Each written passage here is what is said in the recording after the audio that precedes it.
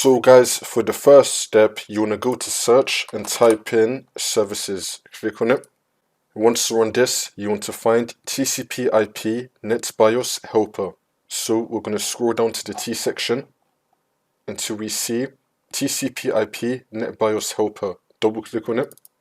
Make sure that you have the startup type on automatic and then click on start, which will now make the server status running, and then click on OK.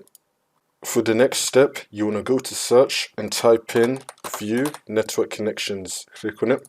Once you're on this, you want to find your network adapter, double click on it, and then click on properties, and then click on Internet Protocol version 4. Once this comes up, you want to click on advanced, and now once we're here, you want to go to the WINS tab. You want to select enable NetBIOS over TCP IP, and then click on OK. Once you do all of that, the problem should be fixed. If that's still not working, then for the second method, you want to go to search and type in troubleshoot settings. Click on it. And now once you're on this, you want to click on other troubleshooters. And now you want to find network and internet. Click on run. And now this will come up, the network and internet troubleshooter. If it detects any problems, it will try to fix it for you. See if that works.